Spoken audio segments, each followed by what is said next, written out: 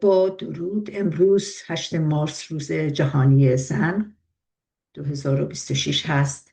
روز جهانی زن فرصتی است که موفقیت‌ها و دستاوردهای زنان رو گرامی بداریم و همچنین تأمل کنیم بر نقش‌ها و مسئولیت‌های خودمون، به خصوص در شرایط کنونی.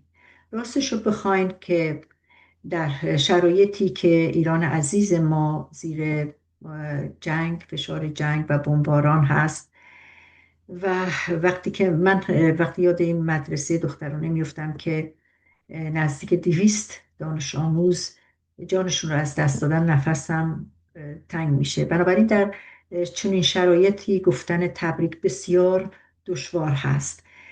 با این حال من روز جهانی زن رو به همه زنان مبارز و شجاع و پیشرو در ایران و سراسر جهان تبریک میگم، و چون این تبریک در حقیقت یادآوری قدرت، همبستگی و توانمندی ماست و اینکه تعهدی است برای ادامه مسیر.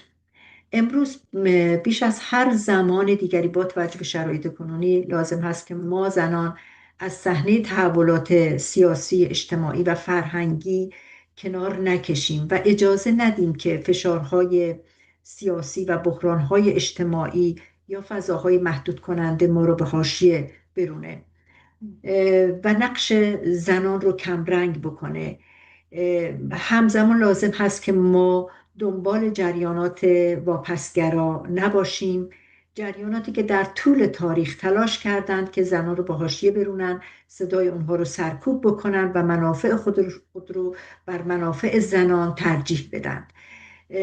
ما تجربه سال 57 را داریم، انقلاب 57، که بخشی از زنان پیشرو متاسفانه دنباله یا دنباله روی ارتجاعی ترین و عقب افتاده ترین جریان زمان قرار گرفتن و ما نتیجهش رو دیدیم. بنابراین ما نباید اجازه بدیم که بار دیگر عاملیت زنان نادیده گرفته بشه یا ما عاملیت خودمون رو فراموش بکنیم. بنابراین من فکر میکنم که ما نباید فراموش بکنیم که عاملیت زنان، آگاهی سیاسی و توانمندی اجتماعی و فرهنگی زنان یک سرمایه بی‌بدیل هست که این رو نباید به رایگان صرف دنبال روی از جریانات سیاسی دیگری بشود. ما امروز نه تنها زنان ایران بلکه در سطح جهانی با چالش‌های پیچیده‌ای روبرو هستیم. جنگ، بحران اقتصادی، فشارهای سیاسی، سرکوب‌های اجتماعی، هر کدوم به نوبه خودش تهدیدهای جدی برای حقوق و جایگاه ما دارن. چون فرصت کوتاه هست من نمیتونم به مسئله عمیقاً بپردازم، ولی در سطح جهانی در برخی از موارد از لحاظ حقوق زنان ما پس‌روی هایی داشتیم که خب باید در زمان دیگری فرصت بیشتری به آنها پرداخته شه. فقط میخوام به این نکته اشاره بکنم که تمام این پس‌روی ها میتونه تهدیدهای جدی برای حقوق و جایگاه ما باشه. با همه اینها، در همین شرایط در حقیقت فرصتی است طلایی که ما بتونیم قدرت و توانمندی های خودمون رو هم نشون بدیم.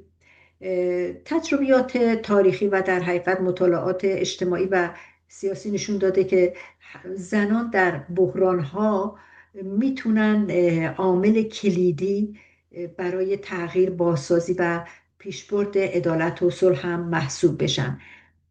و ما امروز باید نقش خودمون رو در نه تنها آگاه کردن زنان بلکه آگاه کردن کل جامعه میتونیم با حضور خودمون در سیاست، در جنبش های اجتماعی که امروز وجود داره، در عرصه های تصمیم گیری خودمون رو وارد بکنیم و بتونیم در به اصطلاح ایجاد برابری، عدالت و آینده ای که صلح پایدار رو داشته باشه میتونیم نقش داشته باشیم. باید صدای خودمون رو بلند کنیم، باید حضور خودمون رو در شبکه‌های اجتماعی تثبیت بکنیم و شبکه‌های حمایتی و همبستگی ایجاد بکنیم و با تحلیل هوشمندانه شرایط بتونیم مسیر خودمون رو به طوری شکل بدیم که به اصطلاح تحت تأثیر هیچ کدوم از قطب‌های قدرت قرار نگیریم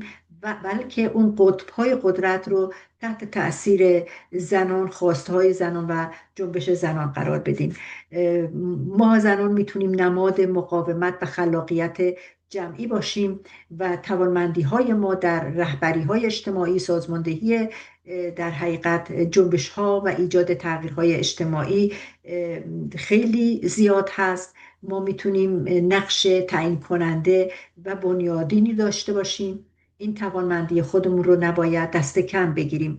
فراموش نکنیم جنبش زن زندگی آزادی رو که زنان پیشگام بودند و چگونه توانستند در سطح جهانی تأثیر بذارن و صدای زنان ایران رو نه تنها بلند بکنن، بلکه جنبش زنان ایران الگویی بشه هم بین سیاستمداران. فراموش نکنیم که در سازمان ملل زنان موی سر خودشون رو کوتاه کردن، زنان سیاستمدار این کار رو کردن و شعار زن زندگی آزادی از مرزهای ایران فراتر رفت و به یک شعار جهانی تبدیل شد و متاسفانه ما الان امروز شاهد هستیم که این شعار به حاشیه رانده میشه. ما بایستی این شعار رو ارج بذاریم و در, در این مسیر گام برداریم که شعار زن زندگی آزادی یک مانیفست هست برای زنان. تجربه جهانی زنان به ما آموخته که حضور زنان در تحولات سیاسی، اقتصادی و فرهنگی این به عنوان یک عامل کلیدی باید در سرلوحه در حقیقت حرکت‌های امروزی قرار بگیره و زنان میتونن در پیشگیری از جنگ، در تحقق پیدا کردن عدالت اجتماعی نقش تعیین کننده داشته باشن. و در پایان من صحبتم رو کوتاه بکنم.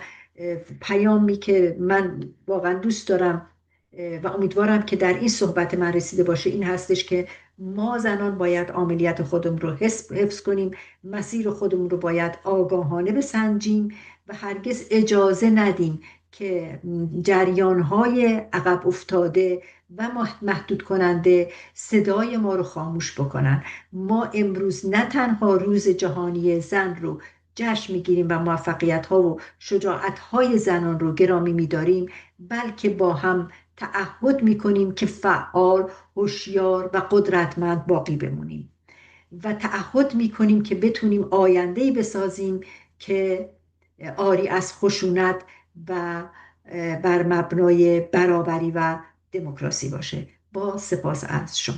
متشکرم.